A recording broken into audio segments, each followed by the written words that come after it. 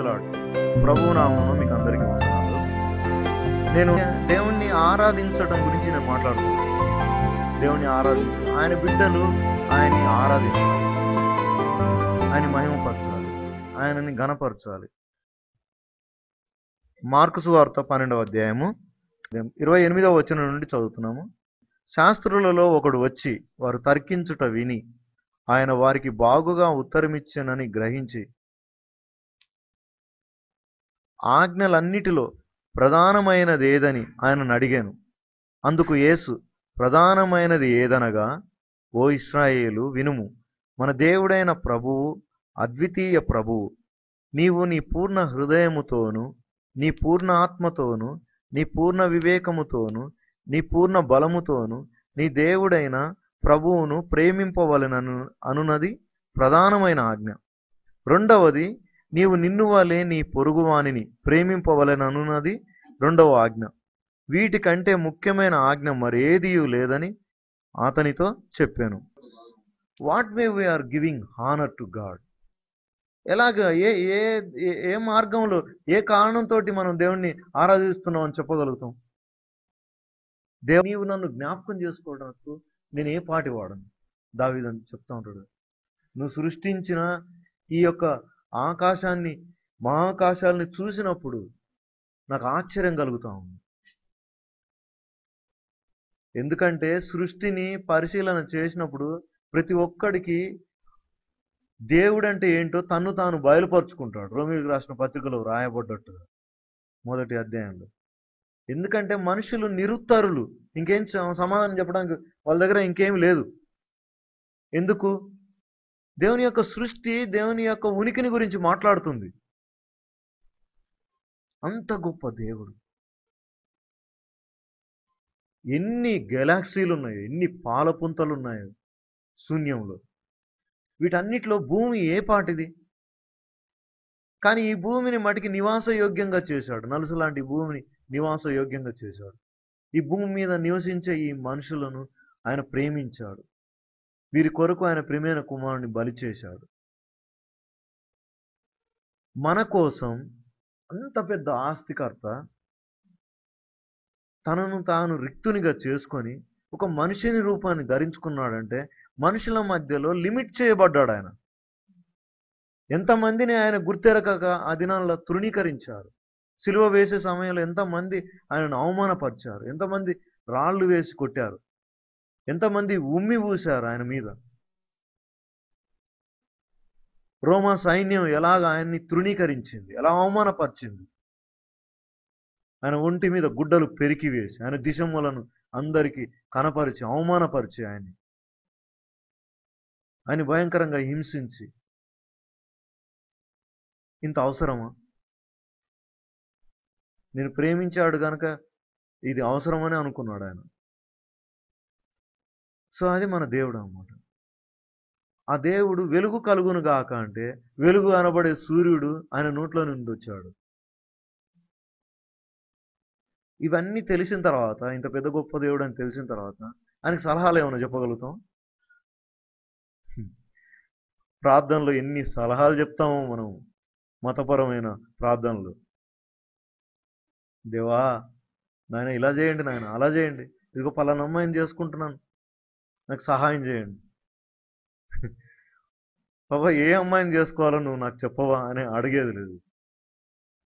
దాన్ని మనమే తీర్థం జల్లి పునీతం చేయాలని చూస్తాం. దాన్ని మనమే ప్రార్థన చేసి పవిత్రం చేయాలని చూస్తాం. మనకి ఎన్నో ఆశలు ఉంటాయి. వాటన్నిటిని మనం ఏం చేస్తామంటే వాటిని నెరవేర్చాలని ఆయన సహాయాన్ని అడుగుతూ ఉంటాం. డిజైర్స్ అన్ని లోక సంబంధమైనవి, మన ఆశలు, మన ఇచ్చలు, మన కోరికలు. కానీ సహాయం మటుకు ఆయన చేయాలి. మొదట ఆయన రాజ్యాన్ని, నీతిని ప్రేమించాలి. వాక్యం ఏం చెప్తుంది? ఆయన రాజ్యాన్ని, నీతిని ప్రేమించాలి. కానీ మొదట మనం మన రాజ్యాన్ని, మన నీతిని ప్రేమిస్తున్నాం. ఈ లోకంలో ఉన్న నీతిని, ఈ లోకంలో ఉన్న సంస్కారాలని, ఈ లోకంలో ఉన్న సంస్కృతిని, ఈ లోకంలో ఉన్న పరిస్థితుల్ని. దేవుని భయం కంటే మనుషుల భయం ఎక్కువైపోయింది. వాడేమనుకుంటాడు, వీడేమనుకుంటాడు. అసలు ఒక ఒక టైంలో అయితే బైబిల్ పట్టుకోవాలంటే కూడా సిగ్గే కదా. అందరి ముందర చర్చికి వెళ్ళాలంటే కూడా సిగ్గే. అదొక అవమానంగా. దేవుణ్ణి ఆరాధించాలి. ఎలా ఆరాధిస్తాం? ఎలా? How to worship God? చర్చిలో గట్టిగా హల్లెలూయా హల్లెలూయా అని పాడటం, హల్లెలూయా స్తోత్రం, హల్లెలూయా స్తుతి అని పాటలు పాడటం, హల్లెలూయా స్తుతి మహిమ, హల్లెలూయా స్తుతి మహిమ అని పాడేసి అబ్బా ఏం పాడామబ్బా అని అనుకోవాలా? What is called worship?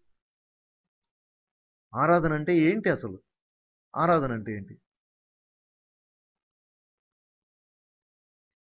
పూర్ణ హృదయముతో, యేసుప్రభు చెప్తున్నాడు, పూర్ణ ఆత్మతో, పూర్ణ బలముతో, పూర్ణ శక్తితో నీ దేవుణ్ణి ఆరాధించాలి.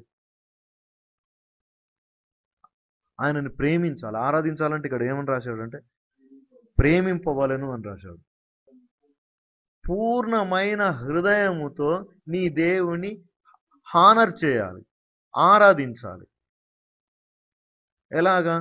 ఇదివరకు సినిమాలు చూడాలంటే ఎంత హార్ట్ పెట్టేవాళ్ళు, చివరికి సెకండ్ షో వేసేవాళ్ళు అనమాట. రాత్రిలో బండి కట్టుకొని వచ్చి ఎడ్లకి మేత తెచ్చుకొని మళ్ళీ వీళ్ళు తినడానికి సద్దులు తెచ్చుకొని, అది పూర్ణమైన హృదయం అన్నమాట. సినిమా చూడటానికి, ఇప్పుడు టీవీ సీరియల్ చూడటానికి ఊరిక మాటి మాటికి మధ్యలో లేవాల్సి వస్తుంది అని అన్ని ఇక్కడే తినేది తాగేది అంతా అనమాట. ఆ టీపాయ్ మీద పెట్టుకొని ఇంకా ఆ టైంలో ఎవడు కదిలేకూడదు, నో కాంప్రమైజ్. అది పూర్ణమైన హృదయం అన్నమాట. వ్యభిచారం చేయటానికి కోసం పూర్ణమైన హృదయం, దొంగతనం చేయడానికి కోసం పూర్ణమైన హృదయం. హృదయం అంతా ఫోకస్ చేసి ఆ పని చేస్తాం అన్నమాట. ఒక కార్యం నెరవేరుస్తున్నామంటే అన్యమనస్కరంగా చేయలేరు ఎవరు. హార్ట్ పెట్టినప్పుడు చేయగలుగుతాం అనమాట. నువ్వు ఒకవేళ అన్యమనస్కంగా చేస్తే అది ఫెయిల్ అవుతుంది. ఎన్నిసార్లు చేసినా ఫెయిల్ అవుతుంది అది. నువ్వు కంప్లీట్ హార్ట్ పెట్టినప్పుడు సక్సెస్ అవుతావు అనమాట. పాపంలో నువ్వు హార్ట్ పెడితే పాపంలో సక్సెస్ అవుతావు. Very simple. దేవుని ప్రేమించడంలో నీ పూర్ణమైన హృదయం పెడితే ఆ యొక్క ప్రేమను పొందుకోవడానికి నువ్వు నువ్వు నువ్వు దాన్ని జయిస్తావు అనమాట. ఆ కార్యంలో సఫలం పొందుకుంటావు నువ్వు. పూర్ణమైన హృదయం అంటే మొదట దేవుని రాజ్యమును నీతిని వెతకాలి. నువ్వు చేయగలిగింది చెయ్యి, తర్వాత దేవుడు సహాయం చేస్తాడు. నువ్వేదైతే కష్టపడాలో, ఏదైతే చేయాలో అంతవరకు చేసేయి, నువ్వు మిగిలింది ఆయన చూసుకుంటాడు. కానీ అది నువ్వు చేసే పని ఆయన్ని హానర్ చేసేది అయి ఉండాలి. లోకంలో దమన నీతి ఉంటుంది, అడ్డమైన నీతి. ఇది మన బంధువుల మధ్యలో ఉంటుంది, మన కులం మధ్యలో ఉంటుంది, మన మతం మధ్యలో ఉంటుంది. మనకు అన్ని ఎన్నో చెప్తా ఉంటారు, ఇట్లా చేయొద్దు, అట్లా చేయొద్దు, ఇలా చేయాలి, అలా చేయాలి అని మనకు అన్ని ఎన్నో సలహాలు చెప్తా ఉంటారు. మనం కూడా ఏమంటాం, ఏం చేస్తామంటే మనుషులకు భయపడతాం. వాళ్ళు ఏమనుకుంటారు, వీళ్ళు ఏమనుకుంటారు. మనుషుల్ని సంతోష పెట్టే విషయంలో చాలా ఆలోచన కలిగి ఉంటాం. కానీ మనం వాక్యం ఏమని చెప్తుంది? దేవునిలో ఆనందించడం నేర్పిస్తుంది వాక్యం. యేసుప్రభు ఏమని చెప్తున్నాడు? నీ పూర్ణ హృదయంతో, పూర్ణ ఆత్మతో నీ దేవుణ్ణి ఆరాధించు, ఆయనలో ఆనందించు. హబక్కూకు ఏమని చెప్తున్నాడు? అంజూరపు చెట్లు పూయకపోయినా, ద్రాక్ష తోట ఫలించకపోయినా, సాలలో పశువులు